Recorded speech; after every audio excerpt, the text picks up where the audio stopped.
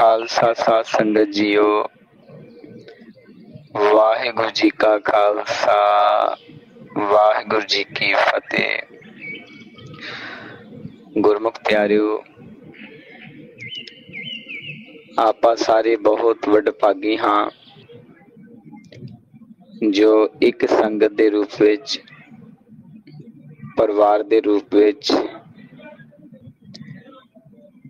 ਧੰਨ ਧੰਨ ਸਾਹਿਬ ਸ੍ਰੀ ਗੁਰੂ ਗ੍ਰੰਥ ਸਾਹਿਬ ਜੀ ਦੀ ਬਾਣੀ ਵਿੱਚ ਪੰਜਵੇਂ ਪਾਤਸ਼ਾਹ ਦੇ ਬਚਨ ਸੁਖਮਨੀ ਸਾਹਿਬ ਦੇ ਰੂਪ ਵਿੱਚ ਸਰਵਣ ਕਰ ਰਹੇ ਸੀ, ਜੋ ਉਹਨਾਂ ਨੇ ਆਪ ਦਾ ਸਾਰਾ ਪ੍ਰੈਕਟੀਕਲ ਸੱਚ ਦੇ ਸਨਮੁਖ ਹੋ ਕੇ ਜੋ ਬਚਨ ਵਿਲਾਸ ਹੋਏ, ਜੋ ਵਿਛੋੜੇ ਤੋਂ ਲੈ ਕੇ ਮਲਾਪ ਤੱਕ ਦੀ ਕਹਾਣੀ, ਅਕਥ ਕਹਾਣੀ, ਉਹਨਾਂ ਦਾ ਖੁਦ ਦਾ ਅਨੁਭਵ ਸਿਮਰਨ ਕਰਨ ਦੇ ਨਾਲ ਉਹਨਾਂ ਨੂੰ ਕੀ ਕੀ ਪ੍ਰਾਪਤੀਆਂ ਹੋਈਆਂ, ਕਿਵੇਂ ਉਹਨਾਂ ਨੇ ਸੰਤ ਜਨਾਂ ਦਾ ਸੰਗ ਕੀਤਾ, ਸਾਧੂ ਜਨਾਂ ਦਾ ਸੰਗ ਕੀਤਾ, ਬ੍ਰਹਮ ਗਿਆਨੀ ਦੀ ਅਸ਼ਟਪਦੀ ਲਿਖੀ, ਬ੍ਰਹਮ ਗਿਆਨੀ ਦੀ ਅਵਸਥਾ ਦੱਸੀ, ਕਿਵੇਂ ਉਹਨਾਂ ਨੇ ਦੱਸਿਆ ਵੀ ਭਗਤਾਂ ਦੀ ਸਟੇਜ ਕਿਸ ਅਵਸਥਾ ਤੇ ਜਾ ਕੇ ਮਨ ਭਗਤ ਬਣਦਾ ਹੈ, ਤੇ ਕਦੋਂ ਗੁਰੂ ਦੀ ਸ਼ਰਨ ਵਿੱਚ ਜਾ ਕੇ ਗੁਰੂ ਤੋਂ ਉਪਦੇਸ਼ ਸੁਣ ਕੇ ਮਾਲਕ ਨਿਰੰਕਾਰ ਨੂੰ ਉਹਨਾਂ ਨੇ ਨੇੜੇ ਦੇਖਿਆ। ਇਹ ਸ਼੍ਰੀ ਗੁਰੂ ਅਰਜਨ ਦੇਵ ਜੀ ਪੰਜਵੇਂ ਪਾਤਸ਼ਾਹ ਦਾ ਪ੍ਰੈਕਟੀਕਲ, ਔਰ ਸ਼ੁਰੂਆਤ ਹੀ ਉਹਨਾਂ ਨੇ ਸਿਮਰਨ ਤੋਂ ਕੀਤੀ, ਕਿਉਂਕਿ ਗੁਰੂ ਅਰਜਨ ਦੇਵ ਜੀ ਦਾ ਵੱਡਾ ਭਾਈ ਪ੍ਰਿਥੀ ਚੰਦ, ਉਸਨੇ ਘਰ ਦੇ ਵਿੱਚ ਦੁਬਦਾ ਖੜੀ ਕੀਤੀ ਸੀ। ਗੁਰੂ ਅਰਜਨ ਦੇਵ ਜੀ ਸੰਤ ਦੇ ਮਾਰਗ ਤੇ ਚੱਲ ਰਹੇ ਸੀ, ਜਿਹਨੂੰ ਸਤੋਗੁਣੀ ਰਸਤਾ ਕਹਿ ਦਿੱਤਾ ਗਿਆ, ਜਿਹੜਾ ਆਪਾਂ ਨੂੰ ਵੀ ਮਹਾਂਪੁਰਖਾਂ ਨੇ ਦੱਸਿਆ, ਸੰਤ ਧਰਮ ਕੀ ਪੌੜੀ ਕੋਵੜ ਪਗੀ ਪਾਵੇ। ਜੋ ਪ੍ਰਿਥੀ ਚੰਦ ਧਾਤ ਦੇ ਮਾਰਗ ਤੇ ਚੱਲ ਰਿਹਾ ਸੀ, ਜਿਸਨੇ ਮਨਮੁਖਾਂ ਦਾ ਸੰਗ ਕਰ ਲਿਆ, ਮਨਮੁਖਾਂ ਦਾ ਸੰਗ ਕਰਨ ਕਰਕੇ ਪਰਮੇਸ਼ਰ ਵਰਗੇ ਆਪਣੇ ਪਿਤਾ ਗੁਰੂ ਰਾਮਦਾਸ ਜੀ ਨੂੰ ਵੀ ਫਿੱਕੇ ਬਚਨ ਬੋਲੇ, ਕਿਉਂਕਿ ਮਹਾਰਾਜ ਕਹਿੰਦੇ ਨਾਨਕ ਸੋਧੇ ਸਿਮਰਤ ਬੇਦ, ਪਾਰ ਬ੍ਰਹਮ ਗੁਰ ਨਾਹੀ ਭੇਦ। ਗੁਰੂ ਦੇ ਵਿੱਚ ਤੇ ਪਾਰ ਬ੍ਰਹਮ ਦੇ ਵਿੱਚ ਕੋਈ ਅੰਤਰ ਨਹੀਂ ਰਹਿ ਜਾਂਦਾ। ਗੁਰ ਪਰਮੇਸ਼ਰ ਇੱਕੋ ਜਾਨ, ਗੁਰੂ ਤੇ ਪਰਮੇਸ਼ਰ ਵਿੱਚ ਕੋਈ ਅੰਤਰ ਨਹੀਂ ਰਹਿੰਦਾ, ਇੱਕ ਰੂਪ ਹੋ ਜਾਂਦੇ। ਤੇ ਪ੍ਰਿਥੀ ਚੰਦ ਨੇ ਮਨਮੁਖਾਂ ਦੀ ਸੰਗਤ ਕਰਕੇ ਆਪਣੇ ਪਿਤਾ ਗੁਰੂ ਰਾਮਦਾਸ ਜੀ ਨੂੰ ਵੀ ਫਿੱਕੇ ਬਚਨ ਬੋਲੇ, ਪਰਮਾਤਮਾ ਨੂੰ ਫਿੱਕੇ ਬਚਨ ਬੋਲੇ, ਤੇ ਗੁਰੂ ਅਰਜਨ ਦੇਵ ਜੀ ਨੇ ਫਿਰ ਅੱਗੇ ਜਾ ਕੇ ਬਚਨ ਲਿਖਿਆ, ਕਾਹੇ ਪੂਤ ਝਗਰਤ ਹੋਂ ਸੰਗ ਬਾਪ, ਜਿਨਕੇ ਜਨੇ ਬਡੀਰੇ ਤੁਮ ਹੋ ਤਿਨ ਸਿਉ ਝਗਰਤ ਪਾਪ। ਤੇ ਜਿਸ ਪਿਤਾ ਨੇ ਆਪਾਂ ਨੂੰ ਜਨਮ ਦਿੱਤਾ, ਜਿਹਦੇ ਸੰਜੋਗ ਦੇ ਨਾਲ ਸਾਡਾ ਇਹ ਆਕਾਰ ਬਣਿਆ, ਇਸ ਲੋਕ ਵਿੱਚ ਆਏ, ਕਹਿੰਦੇ ਜੇ ਉਸ ਪਿਤਾ ਨੂੰ ਅਸੀਂ ਫਿੱਕਾ ਬਚਨ ਬੋਲਦੇ ਆ ਨਾ, ਸਮਝ ਲਓ ਅਸੀਂ ਪਾਪ ਕਮਾ ਰਹੇ ਹਾਂ। ਇਹ ਪਾਪ ਕਰਦਾ ਹੈ ਮਨ ਪੰਜਾਂ ਦੇ ਵੱਸ ਹੋ ਕੇ, ਜਿਸ ਨੂੰ ਮਹਾਰਾਜ ਕਹਿੰਦੇ ਪਾਪ ਕਰੇ ਪੰਚਾਂ ਕੇ ਬਸ ਰੇ। ਇਸ ਤਰ੍ਹਾਂ ਫਿਰ ਗੁਰੂ ਅਰਜਨ ਦੇਵ ਜੀ ਨੇ ਆਪਣਾ ਪ੍ਰੈਕਟੀਕਲ ਦੱਸਿਆ ਵੀ ਸਾਡੇ ਘਰ ਵਿੱਚ ਵੀ ਸਾਡੇ ਵੱਡੇ ਭਾਈ ਨੇ ਬਹੁਤ ਕਲੇਸ਼ ਪਾਇਆ, ਤੇ ਸਾਡੇ ਪਿਤਾ ਨੇ ਸਾਨੂੰ ਇਹੀ ਗਿਆਨ ਸੰਗਤ ਵਿੱਚ ਬਖਸ਼ਿਆ ਵੀ ਇਸ ਕਲੇਸ਼ ਤੋਂ ਉੱਪਰ ਉੱਠਣ ਵਾਸਤੇ सुख लैण वास्ते सिमरन करो। गुरु अर्जन देव जी ने जदों सिमरन किया, दुबदा तो उपर उठ गए, कला कलेस तो उपर उठ के उन्हां दा मन सुखी हो गया।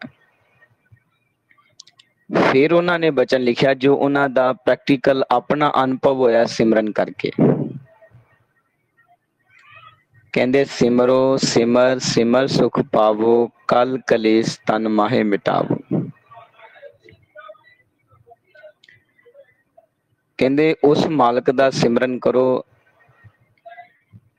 जिहड़ा सारे संसार नूं श्वास दे के पाल रहा है, जिहदे नाम अनेका है, जिन्हों महाराज कहंदे सिमरो जास विश्वंपर एक है, नाम जपत अगणत अनेके। और जिन्ने भी वेद शास्त्र पुराण ਜਾਂ श्री गुरु ग्रंथ साहिब जी की बाणी, ये तो पहला महाराज की बाणी नूं पोथी परमेश्वर का थान का खिताब सी। ये जिन्ने भी सिमरत वेद पुराण ते शास्त्र ने, ये सारे नाम की जानकारी लैण वास्ते, नाम नाल जुड़न वास्ते, नाम का भेत लैण वास्ते लिखे गए। ताई महाराज कहते हैं ना, वेद पुराण सिमरत सुधाखर, किन्ने राम नाम एक आखिर। देख लो 52 अखर ने जेड़े तरलोकी विच विचरदे आपां बोलदे आ, ते सारा जिन्ना भी ज्ञान आ ये 52 अखरां दे विच ही दिता जा रहा। पर जिस अखर की गुरबाणी गल कर रही, ये 52 अखर जेड़े अखर दा जेड़े नाम का भेद दे रहे ने, जिस शब्द का भेद दे रहे ने, वो कहंदे अखरां विच नहीं गा। देख लो 52 अखर जिन्ना भी ज्ञान है सारा उस नाम की उस्तत कर रहा है, नाम की जानकारी दे रहे। बाबा कबीर जी फिर भेद दे रहे ने, कहंदे 52 अखर लोक त्रै, सब किश इन्हीं माहे, ये अखर खिर जाहेंगे, वो अखर इनमें ना है। जिस नाम की असी जानकारी लै रहे, वो कहंदे 52 अखरां दे विच है ही नहीं। श्री गुरु ग्रंथ साहिब दे विच जां वेदां शास्त्रां दे विच, वेदां में नाम उत्तम सो सुने नाही फिरे ज्यों बेतालिया, इन्हां विच नाम की जानकारी दिती गई, नाम का भेद दिता गया, पर कह दिता गया भी नाम इन्हां अखरां तो उपर है। कोई कागज नहीं बनया, कोई कलम नहीं बनी, कोई स्याही नहीं बनी जिहड़ी नाम नूं लिख सकती हो। सिर्फ असी उस नाम नूं सुन के मनना है,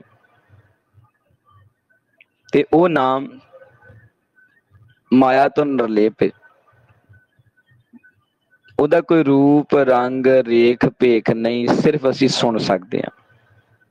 ਜਿਹੜਾ ਸੁਖਮਨੀ ਸਾਹਿਬ ਵਿੱਚ ਹੀ ਆਪਾਂ ਭੇਤ ਲੈ ਰਹੇ ਸੀ ਵੀ ਸਾਡੇ ਅੰਦਰ ਨਿਰੰਤਰ ਉਹ ਸ਼ਬਦ ਚੱਲ ਰਿਹਾ ਹੈ, ਜਿਹੜੀ ਸੱਚ ਦੇ ਮੁਖ ਦੀ ਆਵਾਜ਼ ਹੈ,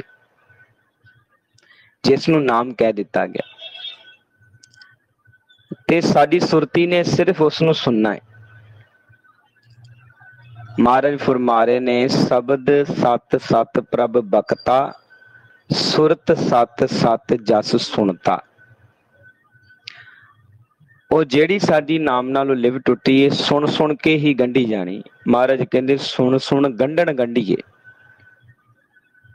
जेड़ी मालक नालों साडी लिव टुटी, नाम नालों लिव टुटी, वो सुन सुन के ही गंढी जानी। वो नाम फिर महाराज कहंदे अनहदे, तिस रूप न रेख, अनाहद वाजे शब्द निरंजन किया। वो माया तो रहत, आप भी मालक माया तो रहता, ते उनकी आवाज उनका नाम भी माया तो रहते। ता महाराज गुरबाणी विच दस रहे ने, कागद कलम न लिखन हार, मन्ने का बह करन विचार, ऐसा नाम निरंजन होए, जे को मन जाने मन कोय।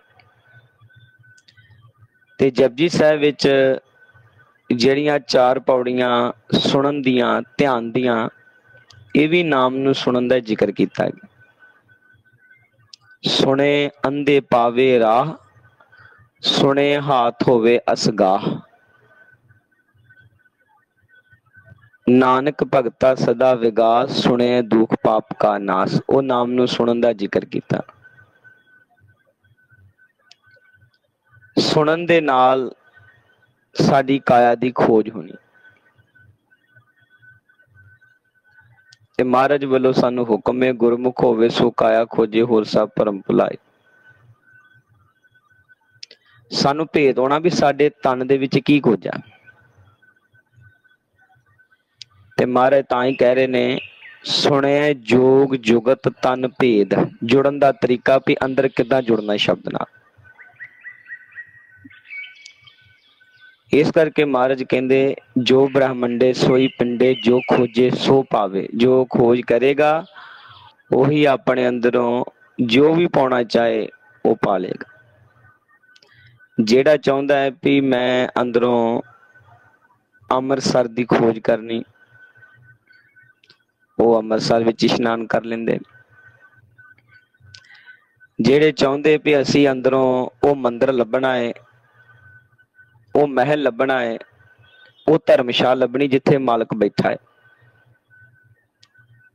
ਜਿਹਨੂੰ ਮਹਾਰਾਜ ਕਹਿੰਦੇ ਮੋਹਨ ਤੇਰੇ ਉੱਚੇ ਮੰਦਰ ਸੰਤ ਧਰਮਸ਼ਾਲਾ, ਜਿੱਥੇ ਸੰਤਾਂ ਦਾ ਵਾਸਾ ਹੈ ਧਰਮਸ਼ਾਲਾ ਦੇ ਵਿੱਚ।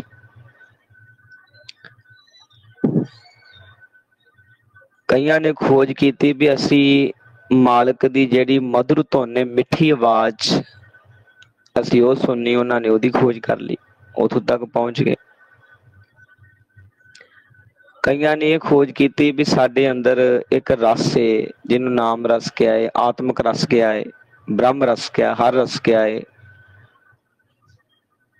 ਉਹ ਰਸ ਦੀ ਪ੍ਰਾਪਤੀ ਵੀ ਉਹਨਾਂ ਨੇ ਅੰਦਰੋਂ ਕੀਤੀ, ਜਿਹਨੂੰ ਮਹਾਰਾਜ ਕਹਿੰਦੇ ਘਰ ਹੀ ਮੈਂ ਅੰਮ੍ਰਿਤ ਭਰਪੂਰ ਹੈ, ਮਨ ਮੁਖਾਂ ਸਾਧ ਨਾ ਪਾਇਆ। ਵੀ ਘਰ ਦੇ ਵਿੱਚ ਹੀ ਸਾਡੇ ਅੰਮ੍ਰਿਤ ਬੜਾ ਭਰਪੂਰ ਰੱਖਿਆ ਹੈ। ਉਹਨਾਂ ਨੇ ਅੰਦਰੋਂ ਸ਼ਬਦ ਦੁਆਰਾ ਕੱਢ ਕੇ ਪੀਤਾ। ਅੰਤਰ ਖੂਟਾ ਅੰਮ੍ਰਿਤ ਭਰਿਆ, ਸ਼ਬਦੇ ਕਾਢ ਪੀਏ ਪਨਿਹਾਰੀ। ਫਿਰ ਸਾਡੇ ਅੰਦਰ ਮਹਿਲ ਦੇ ਵਿੱਚ ਜੋਤ ਜਗਦੀ। ਉਸ ਜੋਤ ਨੂੰ ਪਰਮ ਜੋਤ ਕਿਹਾ, ਤੇ ਅੰਦਰੋਂ ਉਹਨਾਂ ਨੇ ਪਰਮ ਜੋਤ ਦੇ ਦਰਸ਼ਨ ਕੀਤੇ, ਜਿਹਨੂੰ ਮਹਾਰਾਜ ਕਹਿੰਦੇ ਕਾਇਆ ਮਹਿਲ ਮੰਦਰ ਕਰ ਹਰ ਕਾ, ਤਿਸ ਵਿੱਚ ਰੱਖੀ ਜੋਤ ਅਪਾਰ, ਨਾਨਕ ਗੁਰਮੁਖ ਮਹਿਲ ਬੁਲਾਈਏ ਮੇਲੇ ਮੇਲਨਹਾਰ। ਅੰਦਰੋਂ ਉਹਨਾਂ ਨੇ 9 ਨਿਧੀਆਂ ਦਾ ਖਜ਼ਾਨਾ ਲੱਭਿਆ। ਜਿੱਦਾਂ ਮਹਾਂਪੁਰਖ ਭਾਈ ਸਾਹਿਬ ਭਾਈ ਸੇਵਾ ਸਿੰਘ ਧਰਮਾਲਾ ਜੀ ਵੱਲੋਂ ਵਰਸਾਏ ਗੁਰਮੁਖ ਭਾਈ ਦਲਬੀਰ ਸਿੰਘ ਧਰਮਾਲਾ ਜੀ, ਉਹਨਾਂ ਗੁਰਮੁਖਾਂ ਨੇ ਦੱਸਿਆ ਵੀ ਜੇ ਆਪਾਂ ਬ੍ਰਹਿਮੰਡ ਦੀ ਖੋਜ ਕਰਨੀ ਫਿਰ ਆਪਾਂ ਉੱਪਰ ਨੂੰ ਜਾਣਾ, ਜੇ ਆਪਾਂ ਖੰਡ ਦੀ ਖੋਜ ਕਰਨੀ ਫਿਰ ਆਪਾਂ ਅੰਤਰਗਤਾ ਚੱਲ ਜਾਣਾ, ਕਿਉਂਕਿ ਇਹ ਸਾਡੇ ਸਰੀਰ ਨੂੰ ਖੰਡ ਕਿਹਾ ਹੈ। ਜੋ ਬ੍ਰਹਿਮੰਡ ਖੰਡ ਸੋ ਜਾਣ, ਪਰ ਪਹਿਲਾਂ ਆਪਾਂ ਖੰਡ ਦੀ ਖੋਜ ਕਰਾਂਗੇ ਫਿਰ ਬ੍ਰਹਿਮੰਡ ਦੀ ਖੋਜ ਕਰ ਲਾਂ। ਇਹ ਨਕਸ਼ਾ ਹੈ। ਤੇ ਮਹਾਰਾਜ ਗੁਰਬਾਣੀ ਵਿੱਚ ਦੱਸਦੇ ਨੇ, ਕਾਇਆ ਬਹੁ ਖੰਡ ਖੋਜ ਤੇ ਨਵ ਨਿਧ ਪਾਈ। ਤੇ ਕਾਇਆ ਦੀ ਜਦੋਂ ਖੋਜ ਕੀਤੀ, ਕਹਿੰਦੇ 9 ਨਿਧੀਆਂ ਦਾ ਖਜ਼ਾਨਾ ਪ੍ਰਗਟ ਹੋਇਆ। ਤੇ ਉਹ ਖਜ਼ਾਨੇ ਨੂੰ ਗੁਰੂ ਅਰਜਨ ਦੇਵ ਜੀ ਨੇ ਸੁਖਮਨੀ ਸਾਹਿਬ ਵਿੱਚ ਕਿਹਾ ਏ, 9 ਨਿਧ ਅੰਮ੍ਰਿਤ ਪ੍ਰਭ ਕਾ ਨਾਮ, ਦੇਹੀ ਮੈਂ ਇਸਕਾ ਵਿਸਰਾਮ, ਸੁਨ ਸਮਾਦ ਅਨਹਤ ਤਹਿਨਾਦ, ਕਹਿਣ ਨ ਜਾਈ ਅਚਰਜ ਬਿਸਮਾਤ। ਵੀ ਉਹ ਨਾਮ ਦਾ ਹੀ ਸਾਨੂੰ ਸਾਰਾ ਭੇਦ ਦਿੱਤਾ। ਇਸ ਕਰਕੇ ਨਾਮ ਨੂੰ ਹੀ ਗੁਰਬਾਣੀ ਦੇ ਵਿੱਚ ਕਹਿ ਦਿੱਤਾ, ਸੁਖਮਣੀ ਸੁਖ ਅੰਮ੍ਰਿਤ ਪ੍ਰਭ ਨਾਮ, ਭਗਤ ਜਨਾ ਕੇ ਮਨ ਬਿਸਰਾਮ। ਨਾਮ ਨਾਲ ਹੀ ਸਾਨੂੰ ਸੁਖ ਮਿਲ ਸਕਦਾ ਹੈ। ਜਿੰਨਾ ਚਿਰ ਅਸੀਂ ਨਾਮ ਹਾਸਲ ਨਹੀਂ ਕਰਦੇ, ਉਹਨਾਂ ਚਿਰ ਮਹਾਰਾਜ ਕਹਿੰਦੇ ਅਸੀਂ ਦੁਖੀ ਰਵਾਂਗੇ। ਹਰ ਕੇ ਨਾਮ ਬਿਨਾ ਦੁੱਖ ਪਾਵੇ, ਭਗਤ ਬਿਨਾ ਸੈਂਸਾ ਨਹਿ ਚੁਕੇ, ਗੁਰ ਇਹੋ ਭੇਦ ਬਤਾਵੇ। ਗੁਰੂ ਨੇ ਭੇਦ ਦੀ ਗੱਲ ਬਤਾ ਦਿੱਤੀ ਤੇ ਬਿਨਾ ਨਾਮ ਤੋਂ ਤੁਸੀਂ ਮੁਕਤ ਨਹੀਂ ਹੋ ਸਕਦੇ, ਔਰ ਨਾਮ ਤੁਹਾਨੂੰ ਕੋਈ ਬਾਹਰੋਂ ਨਹੀਂ ਦੇ ਸਕਦਾ। ਇਹ ਵੀ ਸਾਨੂੰ ਭੇਦ ਦਿੱਤਾ ਹੈ ਵੀ ਤੁਹਾਨੂੰ ਨਾਮ ਅੰਦਰ ਬੈਠੇ ਸਤਿਗੁਰੂ ਨੇ ਦੇਣਾ ਹੈ। ਸੁਖਮਨੀ ਸਾਹਿਬ ਵਿੱਚ ਹੀ ਆਪਾਂ ਪੜ੍ਹ ਰਹੇ ਸੀ, ਕਿੰਨਾ ਖੋਲ ਕੇ ਭੇਜ ਦਿੱਤਾ। ਸਤਿਗੁਰ ਸਿੱਖ ਕੋ ਨਾਮ ਧਨ ਦੇ, ਗੁਰ ਕਾ ਸਿੱਖ ਵਡ ਭਾਗੀ ਹੈ। ਉਹ ਅੰਦਰ ਬੈਠਾ ਸਤਿਗੁਰੂ ਜਿਹਦੇ ਮੁਖ ਦੀ ਆਵਾਜ਼ ਹੈ, ਉਹਨੇ ਸਾਨੂੰ ਨਾਮ ਬਖਸ਼ਿਸ਼ ਕਰਨਾ। ਤੇ ਮਹਾਰਾਜ ਕਹਿੰਦੇ ਬਿਨ ਨਾਵੇਂ ਮੁਕਤ ਨਾ ਪਾਵੇ ਕੋਈ, ਬਿਨ ਸਤਿਗੁਰੂ ਕੋ ਨਾਉ ਨਾ ਪਾਵੇ, ਪ੍ਰਭ ਐਸੀ ਬਣਤ ਬਣਾਈ। ਬਹੁਤ ਸਾਰੇ ਜੀਵ ਜਿਨ੍ਹਾਂ ਨੂੰ ਗੁਰਬਾਣੀ ਪੜ੍ਹਦਿਆਂ ਨੂੰ ਕਈ ਕਈ ਸਾਲ ਹੋ ਗਏ, ਪਰ ਅਜੇ ਤੱਕ ਨਾਮ ਦਾ ਭੇਤ ਨਹੀਂ ਆਇਆ। ਉਹ ਸਮਝੀ ਜਾਂਦੇ ਵੀ ਨਾਮ ਸ਼ਾਇਦ ਜਿਹੜਾ ਅਸੀਂ ਬੋਲਦੇ ਹਾਂ ਵਾਹਿਗੁਰੂ, ਇਹਨੂੰ ਨਾਮ ਕਿਹਾ। ਤੇ ਮਹਾਰਾਜ ਜੇ ਨਾਮ ਬੋਲਣ ਵਿੱਚ ਆਉਂਦਾ ਤੇ ਗੁਰੂ ਸਾਹਿਬ ਕਿਉਂ ਲਿਖਦੇ, ਬਿਨ ਜਿਹਬਾ ਜੋ ਜਪੇ ਹਿਆਓ, ਕੋਈ ਜਾਣੇ ਕੈਸਾ ਨਾ। ਤੇ ਨਾਮ ਕਹਿੰਦੇ ਬਿਨਾਂ ਜੀਭ ਤੋਂ ਚੱਲਦਾ ਹੈ। ਪਹਿਲੀ ਸਟੇਜ ਸਾਡੀ ਜੀਭ ਨਾਲ ਜਪਣਾ ਹੈ ਗੁਰੂ ਦੇ ਸ਼ਬਦ ਨੂੰ, ਗੁਰੂ ਦੇ ਮੰਤਰ ਨੂੰ, ਉਹਨੂੰ ਵੀ ਨਾਮ ਕਿਹਾ ਹੈ। ਉਹ ਨਾਮ ਅੱਖਰਾਂ ਵਿੱਚ ਹੈ। ਲਿਵ ਟੁੱਟੀ ਹੈ ਸਾਡੀ, ਜਿਹੜਾ ਨਾਮ ਅੱਖਰਾਂ ਤੋਂ ਬਾਹਰ ਹੈ, ਜਿਹੜੀ ਸਿਰਫ ਧੁਨ ਹੈ, ਜਿਹਨੂੰ ਮਹਾਰਾਜ ਕਹਿੰਦੇ ਮਧੁਰ ਮਧੁਰ ਧੁਨ ਅਨਹਤ ਬਾਜੇ, ਸੱਚ ਦੇ ਮੁਖ ਦੀ ਆਵਾਜ਼, ਜਿੱਤੋਂ ਸ੍ਰਿਸ਼ਟੀ ਦੀ ਰਚਨਾ ਹੋਈ। ਤੇਰਾ ਮੁਖ ਸੁਹਾਵਾ ਜੀਓ ਸਹਿਜ ਧੁਨ ਬਾਣੀ। ਇਸ ਕਰਕੇ ਸਾਡਾ ਮਨ ਉਸ ਨਾਮ ਨਾਲੋਂ ਟੁੱਟਣ ਕਰਕੇ ਇਸ ਮਾਇਆ ਦੇ ਦੇਸ਼ ਵਿੱਚ ਆ ਕੇ ਕਮਲਾ ਹੋ ਗਿਆ ਹੈ, ਜਿਹਨੂੰ ਮਹਾਰਾਜ ਕਹਿੰਦੇ ਬਿਨ ਨਾਵੇਂ ਜਗ ਕਮਲਾ ਫਿਰੇ, ਗੁਰਮੁਖ ਨਦਰੀ ਆਇਆ। ਨਾਮ ਤੋਂ ਬਿਨਾਂ ਨਾਮ ਇੱਕ ਪਰਵਾਨਾ ਸੀ, ਪਛਾਣ ਪੱਤਰ। ਜਿੱਦਾਂ ਹੁਣ ਆਪਣੇ ਹੁੰਦੇ ਨਾ ਪਛਾਣ ਪੱਤਰ, ਜਿੱਦਾਂ ਇੱਕ ਦੇਸ਼ ਤੋਂ ਦੂਜੇ ਦੇਸ਼ ਵਿੱਚ ਜਾਂਦੇ ਤੇ ਸਾਡੇ ਕੋਲ ਪਾਸਪੋਰਟ ਹੋਣਾ ਬਹੁਤ ਜ਼ਰੂਰੀ, ਉਹ ਪਛਾਣ ਪੱਤਰ ਹੈ ਕਿ ਵੀ ਇਹ ਇੰਡੀਆ ਦਾ ਬੰਦਾ ਹੈ। ਨਾਮ ਮਹਾਰਾਜ ਕਹਿੰਦੇ ਸਾਡੇ ਲਈ ਪਰਵਾਨਾ, ਇੱਕ ਪਛਾਣ ਪੱਤਰ ਹੈ, ਜਿਹਨੂੰ ਮਹਾਰਾਜ ਕਹਿੰਦੇ ਪਤ ਮਤ ਪੂਰੀ ਪੂਰਾ ਪਰਵਾਨਾ, ਨਾ ਆਵੇ ਨਾ ਜਾਸੀ, ਨਾਨਕ ਗੁਰਮੁਖ ਨਾਮ ਪਛਾਣੇ ਪ੍ਰਭ ਜੈਸੇ ਅਬਿਨਾਸੀ। ਨਾਨਕ ਗੁਰਮੁਖ ਆਪ ਪਛਾਣੇ ਪ੍ਰਭ ਜੈਸੇ ਅਬਿਨਾਸੀ। ਹੁਣ ਜਿਸ ਦੇਸ਼ ਵਿੱਚ ਅਸੀਂ ਆਏ ਹਾਂ, ਇਹ ਦੇਸ਼ ਬਗਾਨਾ ਹੈ, ਇਹ ਪੱਕਾ ਮੰਨ ਲੈਣਾ। ਉਹਨਾਂ ਚਿਰ ਸਾਡਾ ਮਨ ਅੱਗੇ ਨਹੀਂ ਤੁਰੇਗਾ ਜਿੰਨਾ ਚਿਰ ਅਸੀਂ ਇਹ ਨਹੀਂ ਮੰਨਦੇ ਵੀ ਇਹ ਦੇਸ਼ ਬਗਾਨਾ ਹੈ, ਇੱਥੇ ਸਾਰੇ ਪਰਾਏ ਨੇ, ਇੱਥੇ ਸਾਡਾ ਆਪਣਾ ਹੈ ਹੀ ਨਹੀਂ ਕੋਈ। ਤੇ ਅਸੀਂ ਆਪਣੀਆਂ ਦੁੱਖਾਂ ਦੀਆਂ ਗੰਢਾਂ, ਦੁੱਖਾਂ ਦੀਆਂ ਪੰਡਾਂ ਕਿਹਦੇ ਅੱਗੇ ਖੋਲੀਏ, ਕਿਉਂਕਿ ਸਾਰੇ ਨਾਮ ਨਾਲ ਟੁੱਟੇ ਨੇ। ਹਾਂ, ਜਿਹੜਾ ਨਾਮ ਨਾਲ ਜੁੜਿਆ ਉਹਦੇ ਕੋਲ ਅਸੀਂ ਆਪਣਾ ਦੁੱਖ ਫੋਲ ਸਕਦੇ ਹਾਂ। ਜਿੱਦਾਂ ਗੁਰੂ ਅਰਜਨ ਦੇਵ ਜੀ ਦਾ ਬਚਨ ਹੈ, ਮਹਾਰਾਜ ਕਹਿੰਦੇ ਮਨ ਪਰਦੇਸੀ ਜੇ ਥੀਏ, ਸਭ ਦੇਸ਼ ਪਰਾਇਆ। ਇਹ ਦੇਸ਼ ਪਰਾਇਆ ਹੈ। ਕਿਸ ਪੇ ਖੋਲੂ ਗੰਠੜੀ, ਦੁਖੀ ਪਰ ਆਇਆ। ਦੁਖੀ ਪਰ ਆਇਆ ਜਗ ਸਬਾਇਆ, ਕੌਣ ਜਾਣੇ ਬਿਦ ਮੇਰੀਆ। ਆਵਣੇ ਜਾਵਣੇ ਖਰੇ ਡਰਾਵਨੇ, ਹੋ ਸਾਰ ਨਾ ਜਾਣਾ ਤੇਰੀਆ। ਨਾਮ ਬਿਹੂਣੇ ਊਣੇ ਝੂਣੇ, ਨਾ ਗੁਰ ਸ਼ਬਦ ਸੁਨਾਇਆ। ਮਨ ਪਰਦੇਸੀ ਜੇ ਥੀਏ, ਸਭ ਦੇਸ਼ ਪਰਾਇਆ। ਇਹ ਪਰਾਇਆ ਦੇਸ਼ ਹੈ। ਔਰ ਗੁਰਬਾਣੀ ਦੀ ਸਮਝ ਵੀ ਸਾਨੂੰ ਉਦੋਂ ਪੈਣੀ ਜਦੋਂ ਅਸੀਂ ਮੰਨ ਲਿਆ ਪੱਕਾ ਵੀ ਇਹ ਦੇਸ਼ ਸਾਡਾ ਨਹੀਂ, ਪਰਾਇਆ ਦੇਸ਼ ਹੈ, ਕਾਲ ਦਾ ਦੇਸ਼। ਇੱਥੋਂ ਦੀ ਸਰਕਾਰ ਤ੍ਰੈਗੁਣਾ ਦੀ ਹੈ, ਤ੍ਰੈਗੁਣ ਕਾਲੇ ਕੀ ਸਰਕਾਰਾ। ਔਰ ਇੱਥੋਂ ਦੀ ਸਰਕਾਰ ਦਾ ਨਿਯਮ ਆ ਵੀ ਜਿਹਦੇ ਕੋਲ ਨਾਮ ਦਾ ਪਰਵਾਨਾ ਨਹੀਂ ਹੋਏਗਾ ਉਹਨੂੰ ਬੰਦੀ ਬਣਾ ਲਓ। ਜਿਵੇਂ ਆਪਾਂ ਹੁਣ ਵਿਦੇਸ਼ਾਂ ਦੇ ਵਿੱਚ ਗੁਰਮੁਖ ਜਾਂਦੇ ਨੇ ਤੇ ਸਭ ਤੋਂ ਜ਼ਿਆਦਾ ਸਾਂਭ ਕਰਦੇ ਨੇ ਪਾਸਪੋਰਟ ਦੀ।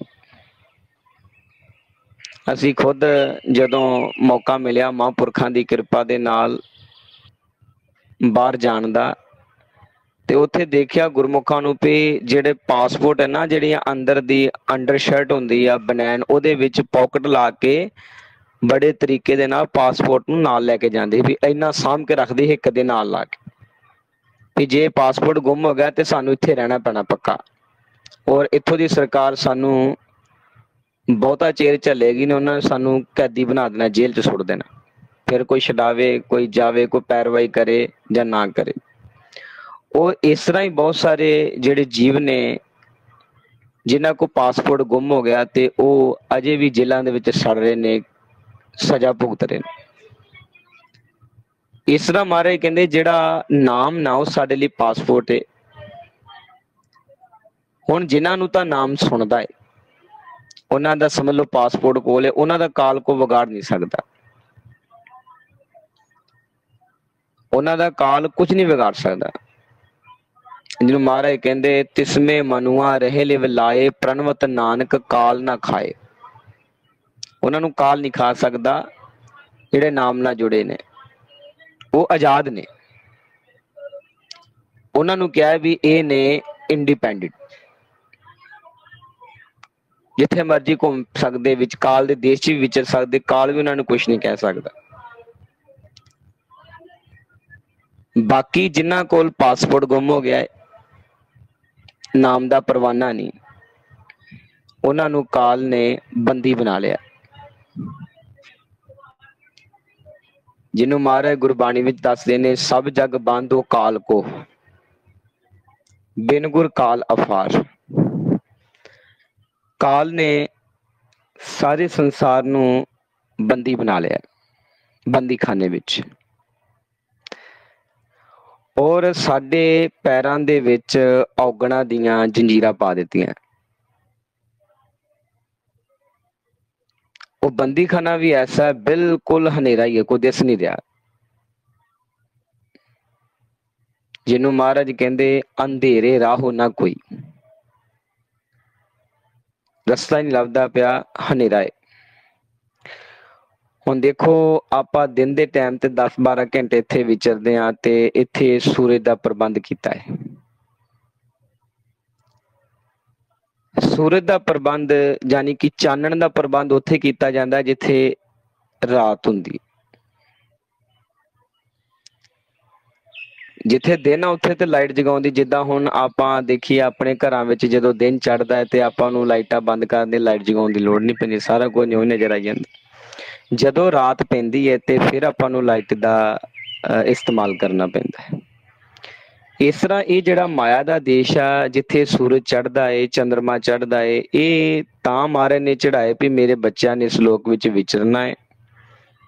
ਇੱਥੇ ਅਗਿਆਨਤਾ ਦੀ ਰਾਤ ਏ, ਮਹਾਰਾਜ ਨੇ ਕਿੰਨਾ ਭਲਾ ਕੀਤਾ, ਚੰਦ ਸੂਰਜ ਇਹ ਦੋ ਦੀਪਕ ਜਗਾ ਦਿੱਤੇ, ਔਰ ਹੈ ਇੱਥੇ ਰਾਤ ਏ।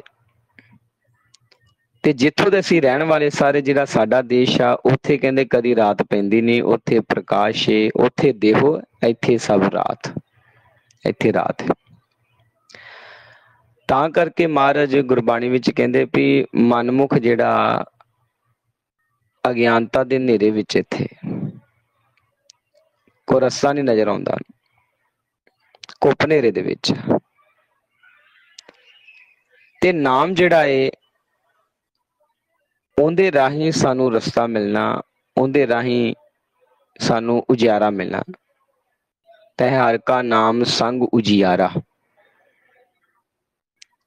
ਇਸ ਕਰਕੇ ਜਿਹੜੇ ਜੀਵ ਨਾਮ ਨਾਲ ਟੁੱਟੇ ਨੇ, ਜਿਨ੍ਹਾਂ ਨੇ ਨਾਮ ਵਿਸਾਰ ਦਿੱਤਾ, ਉਹਨਾਂ ਨੂੰ ਫਿਰ ਇੱਥੋਂ ਦੀ ਸਰਕਾਰ ਦੇ ਮੇਨ ਨੁਮਾਇੰਦੇ ਨੇ ਜਿਹੜੇ ਪੰਜ ਚੋਰ ਕਾਲ ਕਾਮ ਕ੍ਰੋਧ ਲੋਭ ਮੋਹ ਹੰਕਾਰ, ਇਹਨਾਂ ਨੂੰ ਸਰਦਾਰ ਵੀ ਕਹਿ ਦਿੱਤਾ ਹੈ, ਸਗਲ ਸਿਸ਼ਟ ਕੇ ਪੰਜ ਸਿਕਦਾਰ। ਉਹ ਫਿਰ ਦੇਖਦੇ ਵੀ ਇਹਦੇ ਕੋਲ ਪਾਸਪੋਰਟ ਨਹੀਂ ਗਾ, ਉਹ ਪਹਿਲੇ ਚੈੱਕ ਕਰਦੇ ਨੇ। ਉਹ ਪਹਿਲੇ ਕਹਿੰਦੇ ਵੀ ਹਾਂਜੀ ਦੱਸੋ ਵੀ ਤੁਹਾਡੇ ਕੋਲ ਨਾਮ ਹੈ, ਤੁਹਾਨੂੰ ਅੰਦਰੋਂ ਕੋਈ ਆਵਾਜ਼ ਸੁਣਦੀ ਹੈ, ਪਿਤਾ ਦਾ ਹੁਕਮ ਸੁਣਦਾ ਹੈ। ਜਦੋਂ ਫਿਰ ਅਸੀਂ ਨਾਮ ਤੋਂ ਹੀਣੇ ਹੁੰਦੇ ਤੇ ਕਹਿੰਦੇ ਜਿਨੀ ਨਾਮ ਵਿਸਾਰਿਆ ਬਹੁ ਕਰਮ ਕਮਾਵੇ ਹੋਰ, ਨਾਨਕ ਜੰਮਪੁਰ ਬੱਦੇ ਮਾਰੀਏ ਜੋ ਸੰਨੀ ਉੱਪਰ ਚੋਰ। ਵੀ ਕਹਿੰਦੇ ਚੋਰ ਆ ਸਾਡੇ ਦੇਸ਼ ਵਿੱਚ ਬਿਨਾਂ ਪਾਸਪੋਰਟ ਤੋਂ ਬਿਨਾਂ ਨਾਮ ਤੋਂ ਐਂਟਰੀ ਕਰਦੀ ਨੇ। ਉਹ ਸਾਡੇ ਕੋਲ ਫਿਰ ਪਾਸਪੋਰਟ ਨਾ ਨਿਕਲਣ ਕਰਕੇ ਸਾਨੂੰ ਬੰਦੀ ਬਣਾ ਲੈਂਦੇ ਤੇ ਐਸੇ ਬੰਦੀ ਖਾਨੇ ਦੇ ਵਿੱਚ ਸੁੱਟ ਦਿੰਦੇ ਜਿਹਨੂੰ ਆਂਦੇ ਲੱਭ ਅੰਧੇਰਾ ਬੰਦੀ ਖਾਨਾ ਔਗਣ ਪੈਰ ਲੋਹਾਰੀ। ਤੇ ਆਪਣੇ ਵੱਲੋਂ ਅਸੀਂ ਸਮਝਦੇ ਜੀ ਅਸੀਂ ਤਾਂ ਜੀ ਆਜ਼ਾਦ ਹੋ ਕੇ ਵਿਚਰ ਰਹੇ ਹਾਂ ਇਸ ਇਲਾਕੇ ਵਿੱਚ, ਤੇ ਹੈ ਬੰਦੀ ਆਪਾਂ, ਕਿਉਂਕਿ ਅਸੀਂ ਭਾਵੇਂ ਕਿੱਥੇ ਮਰਜ਼ੀ ਚੱਲ ਜਾਈਏ, ਅਮਰੀਕਾ ਕਨੇਡਾ ਚਾਹੇ ਕਿਸੇ ਵੀ ਧਰਤੀ ਦੇ ਕੋਨੇ ਚੱਲ ਜਾਈਏ, ਸਾਡੇ ਗਲ ਵਿੱਚ ਜਿਹੜੀ ਇਹਨਾਂ ਨੇ ਫਾਈ ਪਾਈ ਹੈ ਨਾ, ਉਹ ਐਸਾ ਸਾਨੂੰ ਕੈਦੀ ਬਣਾਇਆ ਵੀ ਅਸੀਂ ਨਿਕਲ ਨਹੀਂ ਸਕਦੇ। ਤੇ ਤੁਸੀਂ ਦੇਖ ਲਓ, ਇੱਕ ਹੁੰਦੀ ਸਿਲਕ ਦੀ ਰੱਸੀ, ਜਿਹੜੀ ਦੋ ਆਦਮੀਆਂ ਨੂੰ ਪਕੜਾ ਦਈਏ ਤੇ ਉਹਨਾਂ ਨੂੰ ਕੋਈ ਖਿੱਚੀਏ ਤੇ ਉਹ ਟੁੱਟੇਗੀ ਨਹੀਂ, ਉਹ ਲੰਬੀ ਹੁੰਦੀ ਜਾਂਦੀ, ਜਿੰਨਾ ਖਿੱਚੀ ਜਾਂਦੇ ਉਨੀ ਲੰਬੀ ਹੋਈ ਜਾਂਦੀ। ਇਸੇ ਤਰ੍ਹਾਂ ਚਾਹੇ ਕੋਈ ਅਮਰੀਕਾ ਕਨੇਡਾ ਚਲਾ ਜਾਏ, ਹੈ ਉਹ ਵੀ ਬੰਧਨਾਂ ਵਿੱਚ ਹੀ ਆ, ਉਹਨਾਂ ਦੇ ਗਲ ਵਿੱਚ ਵੀ ਜੰਜੀਰੀ ਪਈ ਆ, ਇਹ ਫਾਈ ਪਈ ਆ ਮੋਹ ਦੀ। ਤੇ ਮਹਾਰਾਜ ਸੱਚੇ ਪਾਤਸ਼ਾਹ ਫਿਰ ਆਪਾਂ ਨੂੰ ਭੇਜ ਦੇ ਰਹੇ ਨੇ, ਉਹ ਪੰਜ ਚੋਰ ਸਾਨੂੰ ਐਸੀ ਕੈਦ ਵਿੱਚ ਸੁੱਟ ਦਿੰਦੇ ਨੇ, ਅਸੀਂ ਸਮਝਦੇ ਵੀ ਅਸੀਂ ਆਜ਼ਾਦ ਆ, ਪਰ ਹੁੰਦੇ ਅਸੀਂ ਬੰਦੀ ਖਾਨੇ ਵਿੱਚ ਆ। ਜਿੱਦਾਂ ਹੁਣ ਤੁਸੀਂ ਦੇਖੋ ਕੋਈ ਵੀ ਤਿਉਹਾਰ ਹੁੰਦਾ ਹੈ, ਅੱਜ ਰੱਖੜੀ ਹੈ, ਇਹਨੂੰ ਵੀ ਤਿਉਹਾਰ ਮੰਨਿਆ ਗਿਆ ਤੇ ਲੋਕ ਵੇਖੋ ਕਿੰਨੇ ਫੱਬ ਧੱਬ ਕੇ, ਭੈਣਾਂ ਵੀ ਫੱਬ ਧੱਬ ਕੇ, ਸਾਰੇ ਬਾਜ਼ਾਰਾਂ ਦੇ ਵਿੱਚ ਰਸ਼, ਲੋਕ ਸਮਝ ਰਹੇ ਵੀ ਅਸੀਂ ਤਾਂ ਜੀ ਬਹੁਤ ਆਜ਼ਾਦ ਹੈ ਜੀ, ਅਸੀਂ ਛੁੱਟ ਗਏ ਅਸੀਂ ਤਾਂ। ਤੇ ਉਹ ਹੁਣ ਕੀ ਕਰਦੇ ਨੇ, ਉਹਨਾਂ ਨੇ ਬੰਦੀ ਖਾਨੇ ਵਿੱਚ ਬੰਦ ਕੀਤਾ, ਉਹਨਾਂ ਨੇ ਤਨ ਵੀ ਉਹਨਾਂ ਦਾ ਹੀ, ਕਿਉਂਕਿ ਮਹਾਰਾਜ ਗੁਰਬਾਣੀ ਵਿੱਚ ਕਹਿੰਦੇ ਇਹੋ ਸਰੀਸਾ ਮੂਲ ਹੈ ਮਾਇਆ। ਉਹਨੇ ਕੀ ਕਰਨਾ ਵੀ ਤਨ ਨੂੰ ਨਵਾ ਧਵਾ ਦੇਣਾ, ਤਨ ਤੇ ਸੁਗੰਧੀਆਂ ਲਾ ਕੇ, ਬੜੇ ਨਵੇਂ ਕੱਪੜੇ ਪਵਾ ਕੇ ਇਹਦੇ ਤੇ ਹੀ ਤੇ ਬਾਜ਼ਾਰਾਂ ਵਿੱਚ ਤੋੜ ਦੇਣਾ। ਹੁਣ ਜੋ ਕੁਝ ਵੀ ਮਨ ਖਰੀਦੇਗਾ ਉਹ ਉਹਨੇ ਤਨ ਵਾਸਤੇ ਖਰੀਦਣਾ ਹੈ, ਮਨ ਵਾਸਤੇ ਕੁਝ ਨਹੀਂ ਖਰੀਦ ਸਕਦਾ। ਨਾ ਮਨ ਦਾ ਇਸ਼ਨਾਨ ਦਾ ਪਤਾ, ਨਾ ਮਨ ਦੇ ਕੱਪੜੇ ਦਾ ਪਤਾ, ਨਾ ਸਾਨੂੰ ਪਤਾ ਵੀ ਮਨ ਨੇ ਕਿਹੜਾ ਸੌਦਾ ਖਰੀਦਣਾ ਹੈ। ਜੋ ਕੁਝ ਵੀ ਖਰੀਦੇਗਾ ਤਨ ਵਾਸਤੇ ਖਰੀਦੇਗਾ। ਸਵੇਰ ਤੋਂ ਲੈ ਕੇ ਸ਼ਾਮ ਤੱਕ ਉਹਨਾਂ ਨੇ ਤਨ ਬਾਰੇ ਹੀ ਸਾਨੂੰ ਫੁਰਨੇ ਦੇਈ ਜਾਣੇ। ਰਾਤ ਪਈ ਤੇ ਉਹਨਾਂ ਨੇ ਭਵਸਾਗਰ 'ਚ ਸੁੱਟ ਦੇਣਾ, ਫੇਰ ਬੰਦੀ ਖਾਨੇ ਦੇ ਵਿੱਚ। ਜਿਵੇਂ ਇੱਕ ਗੁਰਮੁਖਾਂ ਨੇ ਦੱਸਿਆ ਸੀ ਵੀ ਜੇਲ੍ਹ ਦੇ ਵਿੱਚ ਜਿਹੜੇ ਕੈਦੀ ਹੁੰਦੇ ਆ ਨਾ, ਉਹਨਾਂ ਨੂੰ ਚਿੱਟੇ ਕੱਪੜੇ ਪਵਾ ਕੇ ਤੇ ਜੇਲ੍ਹ ਤੋਂ ਬਾਹਰ ਜਿੱਥੇ ਉਹਨਾਂ ਦੀ ਜਗ੍ਹਾ ਹੁੰਦੀ ਜੇਲ੍ਹ ਵਾਲਿਆਂ ਦੀ, ਉੱਥੇ ਉਹਨਾਂ ਨੇ ਸਬਜ਼ੀਆਂ ਲਾਈਆਂ ਹੁੰਦੀਆਂ ਜਾਂ ਕੋਈ ਹੋਰ ਵੀ ਐਸਾ ਕਰਮ ਹੁੰਦਾ, ਉਹਨਾਂ ਨੂੰ ਕੱਪੜੇ ਪਵਾ ਕੇ ਨਾ ਕੈਦੀਆਂ ਵਾਲੇ, ਉਹ ਸਮਝਦੇ ਕੈਦੀ, ਕਿਉਂਕਿ ਰੋਜ਼ਾਨਾ ਤੇ ਉਹ ਕੱਪੜੇ ਹੋਰ ਪਾਉਂਦੇ, ਜਦੋਂ ਉਹਨਾਂ ਨੂੰ ਕੋਈ ਨਵੇਂ ਕੱਪੜੇ ਮਿਲਦੇ ਉਹ ਸਮਝਦੇ ਵੀ ਬਹੁਤ ਅੱਛੇ ਕੱਪੜੇ ਪਾਏ ਸੀ, ਤੇ ਜੇਲ੍ਹ ਤੋਂ ਬਾਹਰ ਕੰਮ ਕਰਨ ਲੈ ਜਾਂਦੇ। ਤੇ ਦੇਖੋ ਸਾਰਾ ਦਿਨ ਕੰਮ ਕਰੀ ਜਾਂਦੇ ਦੂਜੇ ਦਾ, ਤੇ ਉਹ ਕੈਦੀ ਜਿਹੜੇ ਜੇਲ੍ਹ ਤੋਂ ਬਾਹਰ ਜਾਣ ਤੋਂ ਬਾਅਦ ਵੀ ਫਿਰ ਵੀ ਕੈਦੀ ਹੈ, ਉਹ ਆਜ਼ਾਦ ਨਹੀਂ ਗਏ, ਕਿਉਂਕਿ ਉਹਨਾਂ ਨੂੰ ਸ਼ਾਮ ਨੂੰ ਸਵੇਰ ਗੱਡੀ ਨੇ ਛੱਡ ਜਾਣਾ, ਸ਼ਾਮਾਂ ਨੂੰ ਫਿਰ ਉਹਨਾਂ ਨੂੰ ਬੈਕਾਂ ਵਿੱਚ ਬੰਦ ਕਰ ਦੇਣਾ ਜਿੱਥੇ ਉਹਨਾਂ ਨੂੰ ਸਜ਼ਾ ਮਿਲੀ। ਤੇ ਇੱਕ ਹੁੰਦਾ ਜੇਲਰ, ਜਾਂ ਲਾ ਲਓ ਵੀ ਜੇਲ੍ਹ ਦਾ ਸੁਪਰਡੈਂਟ, ਉਹਦਾ ਜੇਲ੍ਹ 'ਚ ਕਮਰਾ ਹੁੰਦਾ, ਉਹਨੂੰ ਕੁਆਟਰ ਅਲਾਉਡ ਹੁੰਦਾ ਜੇਲ੍ਹ ਦੇ ਵਿੱਚ। ਅੱਛਾ ਹੁਣ ਦੇਖੋ ਜਿਹੜਾ ਸੁਪਰਡੈਂਟ ਆ ਜੇਲ੍ਹ ਦੇ ਵਿੱਚ ਰਹਿ ਕੇ ਵੀ ਆਜ਼ਾਦ ਹੈ, ਉਹ ਜਦੋਂ ਮਰਜੀ ਜਾ ਸਕਦਾ, ਜਦੋਂ ਮਰਜੀ ਆ ਸਕਦਾ, ਉਹਨੂੰ ਕੋਈ ਰੋਕ ਟੋਕ ਨਹੀਂ।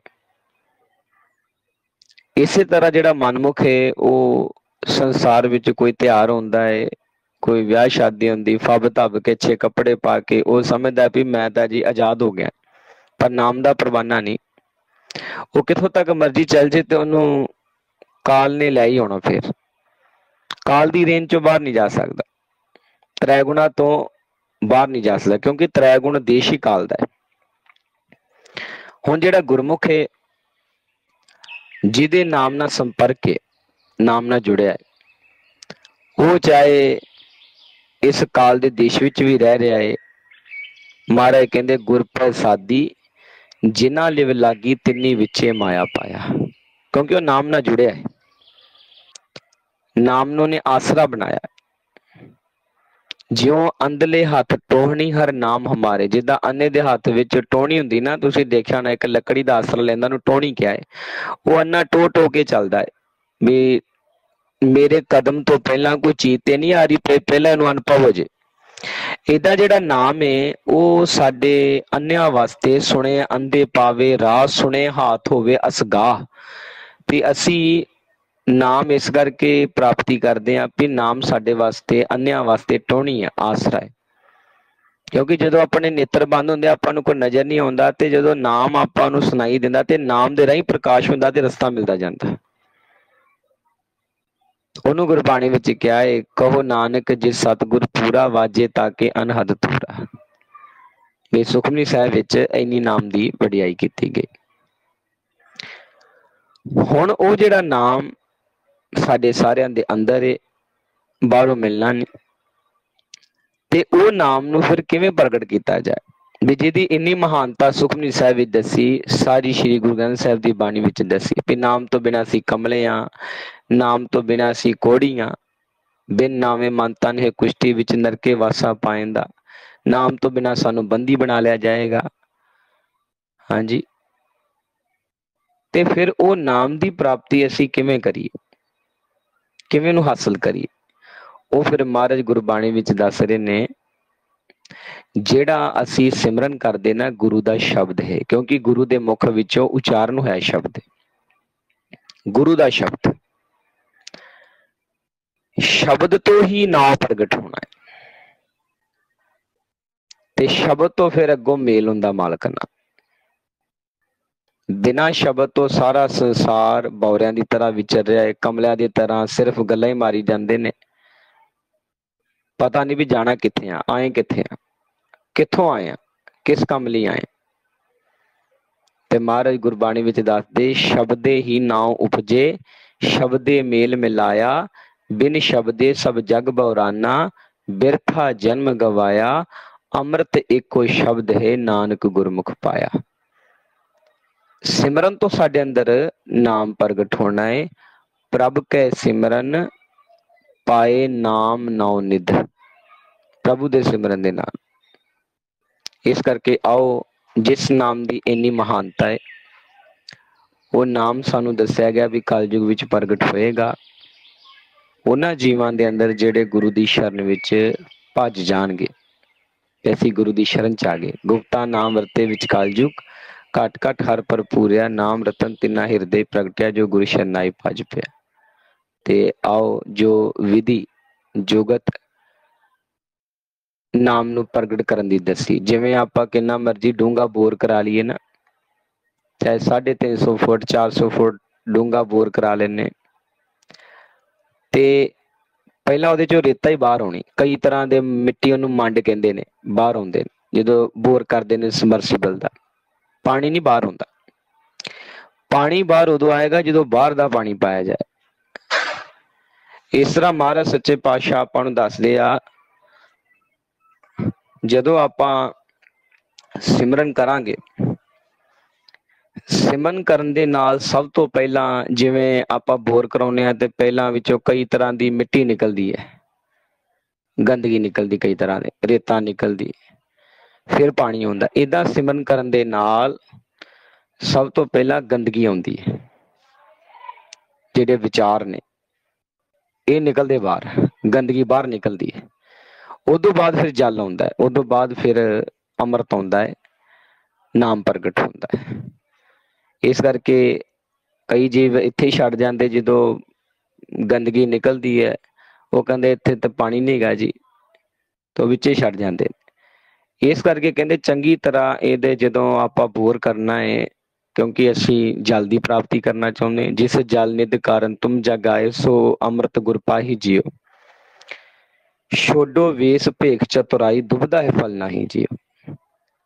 ਜਦੋਂ ਫਿਰ ਅਸੀਂ ਬਾਹਰੋਂ ਪਹਿਲਾਂ ਗੰਦਗੀ ਕੱਢਦੇ ਹਾਂ, ਤੇ ਫਿਰ ਨਾਲ ਨਾਲ ਉਹਦੇ ਤੇ ਬਾਹਰੋਂ ਪਾਉਂਦੇ ਹਾਂ ਤੇ ਅੰਦਰੋਂ ਪਾਣੀ ਪ੍ਰਗਟ ਹੋ ਜਾਂਦਾ। ਇੱਦਾਂ ਜਦੋਂ ਬਾਹਰੋਂ ਆਪਾਂ ਨਾਮ ਜਪਦੇ ਤੇ ਅੰਦਰ ਵਾਲਾ ਨਾਮ ਜਿਹੜਾ ਗੁਪਤ ਅੱਖਰਾਂ ਤੋਂ ਬਿਨਾਂ ਹੈ ਉਹ ਸਾਡੇ ਅੰਦਰ ਪ੍ਰਗਟ ਹੋ ਜਾਂਦਾ ਹੈ, ਸਾਨੂੰ ਸੁਣਨ ਲੱਗ ਪੈਂਦਾ ਧੁਨਾਂ ਰੂਪ ਵਿੱਚ। ਤੇ ਆਓ ਉਹ ਨਾਮ ਨੂੰ ਸੁਣਨ ਵਾਸਤੇ ਜੋ ਮਹਾਂਪੁਰਖਾਂ ਨੇ ਸਾਸ ਗਿਰਾਸ ਦੀ ਵਿਧੀ ਬਖਸ਼ਿਸ਼ ਕੀਤੀ। ਪ੍ਰਭ ਕੀ ਉਸਤਤ ਕਰੋ ਦਿਨ ਰਾਤ ਤਿਸੇ ਧਿਆਵੋ ਸਾਸ ਕੀ ਰਾਸ। ਬੜੇ ਪਿਆਰ ਨਾਲ ਸਾਰੇ ਗੁਰਮੁਖਾਂ ਨੇ ਨੇਤਰ ਬੰਦ ਕਰਕੇ ਪੋਲੇ ਜੇ ਜਦੋਂ ਆਪਾਂ ਸਿਮਰਨ ਕਰਨ ਲੱਗਿਆ ਅੱਖਾਂ ਬੰਦ ਕਰਨੀਆਂ ਨਾ, ਬਿਲਕੁਲ ਪੋਲੀਆਂ ਜਿਹੀਆਂ ਕਰਨੀਆਂ, ਕਰਕੇ ਦੇਖੀਏ।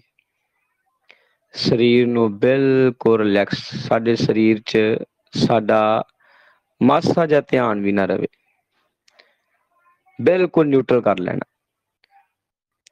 ਸਿਰਫ ਇੱਕੋ ਚੀਜ਼ ਨਾਲ ਸੰਪਰਕ ਰਵੇ, ਵਾਹੇ ਬੋਲਿਆ ਨਾਭੀ ਤੱਕ, ਇਹਦੇ ਵਿੱਚ ਧਿਆਨ। ਸਵਾਸ ਬਾਹਰ ਆਵੇ, ਗੁਰੂ ਬੋਲਿਆ, ਇਹਦੇ ਵਿੱਚ ਧਿਆਨ। ਕਹੋ ਕਬੀਰ ਦੋਏ ਅੱਖਰ ਭਾਖ, ਹੋਏਗਾ ਖਸਮ ਤਾਂ ਲਏਗਾ ਰਾਹ। ਕਬੀਰ ਜੀ ਵੀ ਸਵਾਸ ਗਿਰਾ ਸਿਮਰਨ ਕਰਦੇ ਰਹੇ, ਤਾਂ ਉਹਨਾਂ ਨੇ ਕਿਹਾ ਵੀ ਦੋ ਅੱਖਰਾਂ ਵਿੱਚ ਵੰਡਿਆ। ਉਹਨਾਂ ਨੇ ਰਾਮ ਨਾਮ ਨੂੰ ਵੰਡਿਆ ਤੇ ਸਾਨੂੰ ਕਿਹਾ ਵਾਹ ਗੁਰੂ। ਬਸ ਹੁਣ ਸਾਰੇ ਗੁਰਮੁਖਾਂ ਦੇ ਚਰਨਾਂ 'ਚ ਨਿਮਰਤਾ ਸਹਿਤ ਬੇਨਤੀ ਵੀ ਆਹ ਜਿਹੜੇ ਦੋ ਅੱਖਰ ਹੈ ਨਾ, ਵਾਹ ਗੁਰੂ, ਇਹਨੂੰ ਆਪਾਂ ਸਿਰਫ ਸੁਣੀ ਜਾਣਾ, ਦੂਜਾ ਕੰਮ ਨਹੀਂ ਕੋਈ ਕਰਨਾ।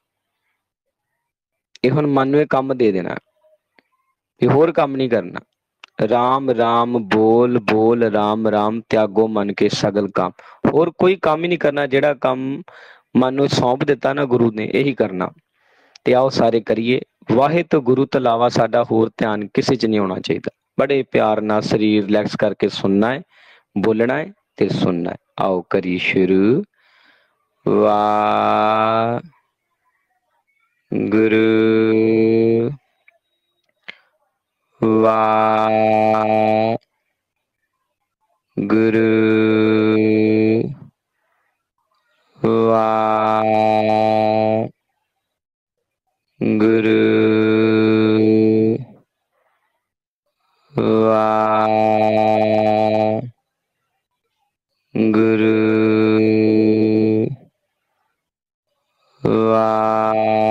ਵਾਹ ਗੁਰੂ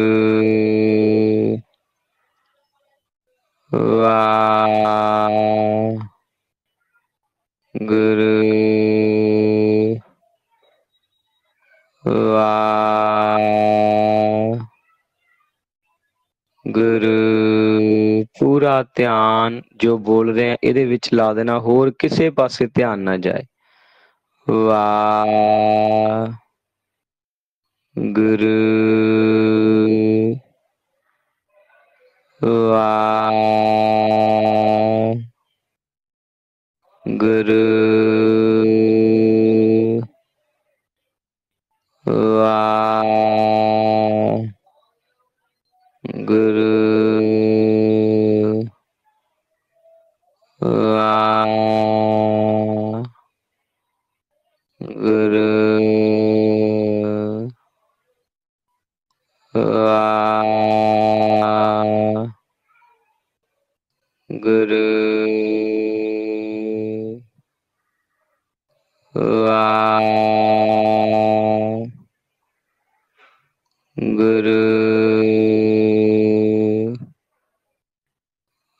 ਵਾਹ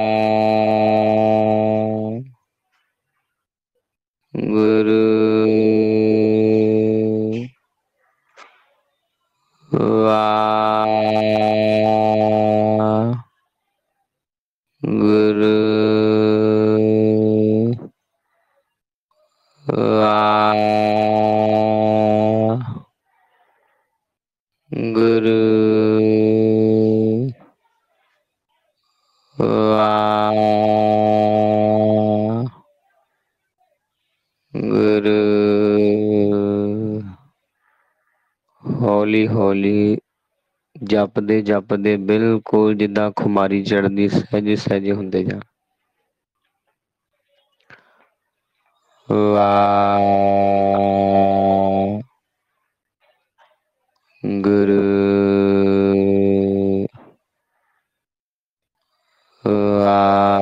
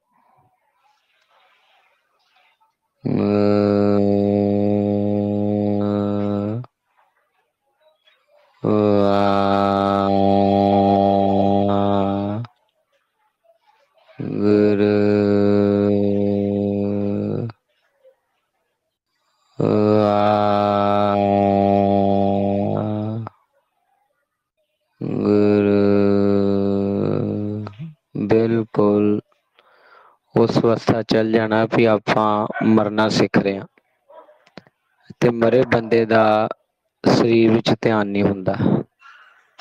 ਮਰੇ ਬੰਦੇ ਦੀ ਆਵਾਜ਼ ਬੰਦ ਹੋ ਜਾਂਦੀ, ਸਵਾਸਾਂ ਤੋਂ ਵੱਖਰਾ ਹੋ ਜਾਂਦਾ। ਹੁਣ ਆਪਾਂ ਇਸ ਅਵਸਥਾ ਚਲੇ ਜਾਣਾ ਵੀ ਆਵਾਜ਼ ਵੀ ਸਾਡੀ ਬੰਦ ਹੋ ਜੇ, ਸਾਨੂੰ ਸਾਡੇ ਸਵਾਸਾਂ ਦਾ ਵੀ ਗਿਆਨ ਵੀ ਨਾ ਰਹੇ।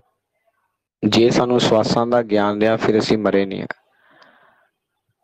ਬੜੇ ਸਹਿਜ ਵਿੱਚ ਅੰਤਰਗਤ ਪ੍ਰਵੇਸ਼ ਹੋ ਜਾਣਾ, ਬਿਲਕੁਲ ਮੁਰਦਾ ਬਣ ਜਾਣਾ। ਜਿਹਨੂੰ ਮਹਾਰਾਜ ਕਹਿੰਦੇ ਮੁਰਦਾ ਹੋਏ ਮੁਰੀਦ ਨਾ ਗੱਲੀ ਹੋਵਣਾ। ਅਸੀਂ ਆਪਣੇ ਪਿਤਾ ਨੂੰ ਮਿਲ ਸਕਦੇ ਹਾਂ ਪਰ ਮਰ ਕੇ।